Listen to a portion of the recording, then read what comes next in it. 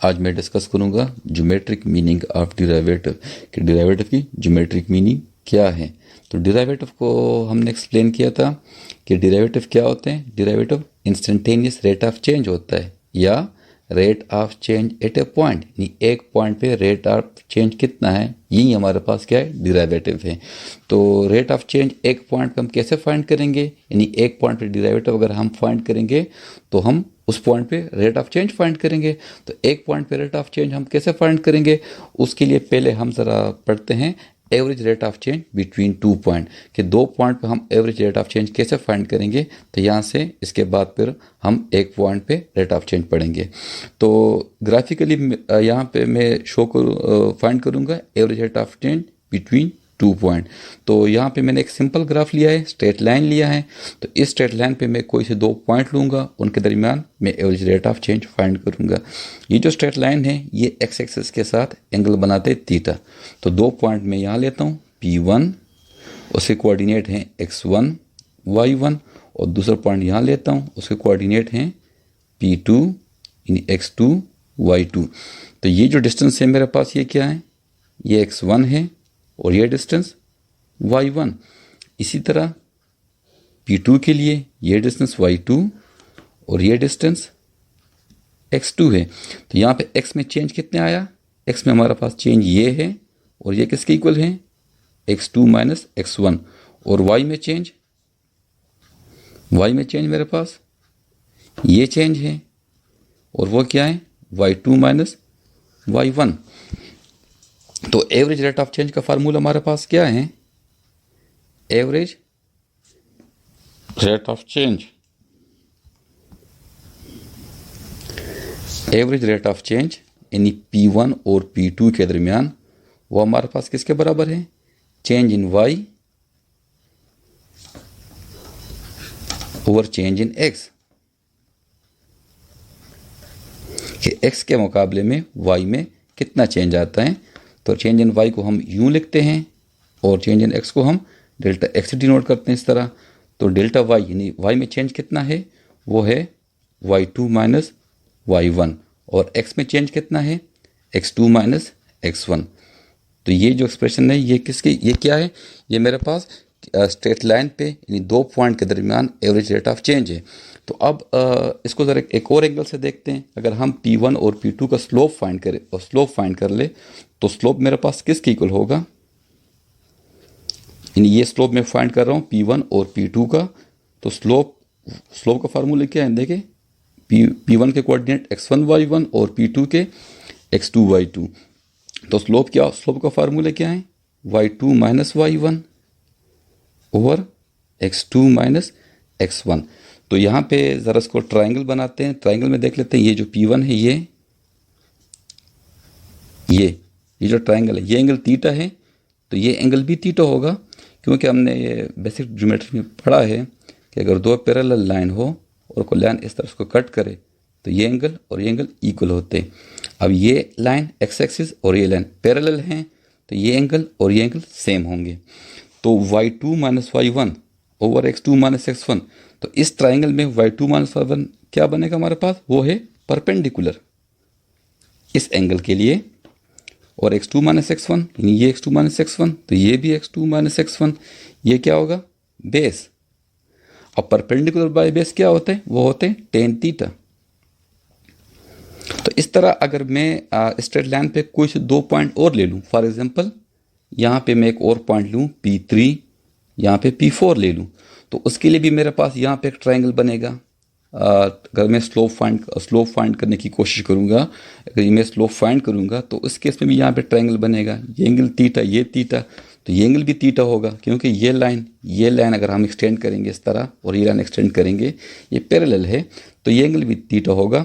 तो P3 और P4 का स्लोप भी इस एंगल का टेन आएगा, यानी कि टेन थीटा होगा। तो इसका क्या मतलब है कि स्ट्रेट लाइन पे किसी भी दो पॉइंट का अगर मैं स्लोप फाइंड करूंगा तो वो सेम आएगा, यानी कि मैं कोई से भी दो पॉइंट ले लूँ, इस तरह मैं यहाँ पे एक पॉइंट लूँ, एक यहाँ पे पॉइंट लूँ, तो उनका स्लोप भी सेम आएगा। इस तरह P1 और P3 के भी स्लोप सेम आएगा।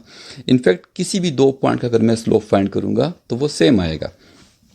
तो अब एवरेज रेट ऑफ चेंज भी मैंने फाइंड कर लिया और स्लोप भी फाइंड किया। तो यहाँ से हमें क्या पता चलता है कि एवरेज रेट ऑफ चेंज की ये वैल्यू है और स्लोप भी ये है। तो इसका मतलब क्या है कि स्ट्रेट लाइन पे 2 पॉइंट के दरमियान जो एवरेज रेट ऑफ चेंज होता है वही क्या होता है, वो स्लोप होता है। अब चूंकि हमने पढ़ लिया, हमने देख लिया कि स्ट्रेट लाइन पे किसी भी 2 पॉइंट के दरमियान अगर हम स्लोप फाइंड करेंगे तो वो सेम होगा, यानी कोई से भी 2 पॉइंट ले ले उनके दरमियान स्लोप सेम होगा। तो इसका मतलब क्या होगा कि किसी भी 2 पॉइंट पे रेट ऑफ चेंज सेम होगा।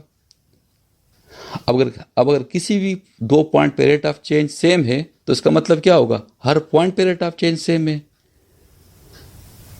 तो अगर एक पॉइंट पे मैं रेट ऑफ चेंज फाइंड करूंगा तो वो किसके इक्वल होगा, सिंपल कोई से भी 2 पॉइंट मैं लूंगा उनके दरमियान जो स्लोप आएगा वही रेट ऑफ चेंज होगा। यानी कि अगर स्ट्रेट लाइन पे मैं एक पॉइंट पे डिराइवेटिव फाइंड करूंगा, किसी भी एक पॉइंट पे डिराइवेटिव फाइंड करूंगा या रेट ऑफ चेंज फाइंड करूंगा या instantaneous rate of change find करूंगा, तो वो किसके बराबर होता है, स्ट्रेट लाइन पे किसी भी 2 पॉइंट का जो स्लोप होगा वही हमारे पास रेट ऑफ चेंज होगा उसी पॉइंट पे। तो स्ट्रेट लाइन के केस में तो हमने देख लिया कि किसी भी 2 पॉइंट के दरमियान अगर हम average rate of change find करेंगे या स्लोप फाइंड करेंगे तो वो सेम होता है। तो अब अगर स्ट्रेट लाइन के आइडिया को अगर हम किसी और ग्राफ पे एक्सटेंड करें, किसी कर्व पे एक्सटेंड करें, तो फिर देखते हैं कि इसका नेचर क्या है। तो यहाँ पे मेरे पास ग्राफ कोई कर्व है, कोई जनरल कर्व है। तो इस पे 2 पॉइंट मेरे पास P1 और P2 के दरमियान अगर मैं स्लोप फाइंड करूँगा, यानी average rate of change find करूँगा, या और इस तरह P1 और P3 के दरमियान फाइंड करूँगा, तो ये सेम नहीं होगा। तो किसी भी 2 पॉइंट पे average rate of change find कैसे करेंगे, सिंपल उन 2 पॉइंट के दरमियान एक स्ट्रेट लाइन ड्रा करेंगे, यानी कि और उसका जो स्लोप आएगा वही उन 2 पॉइंट के दरमियान एवरेज रेट ऑफ चेंज होगा। तो यहाँ पे P1 और P2 का जो एवरेज रेट ऑफ चेंज है, सिंपल P1 और P2 के दरमियान जो स्ट्रेट लाइन होगा उनका जो स्लोप होगा वही एवरेज रेट ऑफ चेंज होगा P1 एंड P2 के दरमियान। तो देखें यहाँ पे इसका ये लाइन बनता है, इसका स्लोप क्या होगा, इसका tan थीटा आएगा। इस तरह अगर P1 और P3 के दरमियान मैं फाइंड करूँगा तो आप देख सकते हैं तो ये डिफरेंट आ रहा है। इसका मतलब क्या है कि अगर कर्व पे किसी भी 2 पॉइंट पे मैं average rate of change find करूंगा तो वो सेम नहीं है। इसका मतलब क्या है कि हर पॉइंट पे average rate of change same नहीं है। तो अब 2 पॉइंट अगर हमें गिवन हो तो वहाँ पे तो हम average rate of change easily find कर सकते हैं। तो हम फार्मूला हमारे पास गिवन है एवरेज रेट ऑफ चेंज का, किस तरह, चेंज इन वाई और change in X, delta Y और डेल्टा एक्स। अब सवाल यह है कि अगर एक पॉइंट गिवन हो P ऑफ एक्स वाई, तो इस एक पॉइंट पे रेट ऑफ चेंज मैं कैसे फाइंड करूंगा, क्योंकि यहाँ पे हम ये फार्मूले अप्लाई नहीं कर सकते, यहाँ पे 2 पॉइंट की ज़रूरत पड़ेगी, यहाँ पे एक पॉइंट है।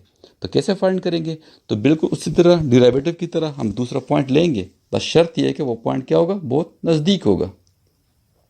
तो दूसरा पॉइंट हम ले रहे हैं Q, कोऑर्डिनेट क्या है, x प्लस डेल्टा एक्स, और y के क्या होंगे, y प्लस डेल्टा वाई। तो आपके पास हमारे पास ये वैल्यू क्या होगी, x, और ये वैल्यू y होगी। इसी तरह ये value x plus delta x, और ये वैल्यू जो होगी वो क्या होगी, y प्लस डेल्टा वाई। तो ये जो वैल्यू है हमारे पास है ये क्या है, डेल्टा एक्स। तो डेरिवेटिव का डिफिनेशन क्या था, dy बाई डी एक्स का limit delta X approaches to 0, delta Y over delta X. तो डेल्टा वाई डेल्टा एक्स का मतलब क्या है कि पहले हम इनके दरमियान average rate of change find करेंगे और फिर डेल्टा एक्स अप्रोचेस टू 0। तो average rate of change in 2 point के दरमियान क्या होगा, सिंपल उन 2 पॉइंट के दरमियान स्ट्रेट लाइन ड्रा करेंगे और उसका जो स्लोप होगा वही एवरेज रेट ऑफ चेंज होगा P और Q के दरमियान। तो देखिए इन 2 पॉइंट के दरमियान स्लोप क्या है, इस तरह है। अब ये डेल्टा एक्स से को अप्रोच कर रहा है, Q पॉइंट P को अप्रोच करेगा, P को अप्रोच करेगा तो देखिए इस तरह आएगा, और कम होगा तो इस तरह होगा। अगर 0 को अप्रोच करेगा तो एक टाइम ऐसा आएगा कि Q पॉइंट P के बहुत नज़दीक आएगा, और हमारे पास जो सेकंड लाइन है, यानी 2 P और Q के दरमियान जो स्ट्रेट लाइन है वो हमारे पास क्या बनेगा, टेंजेंट बनेगा।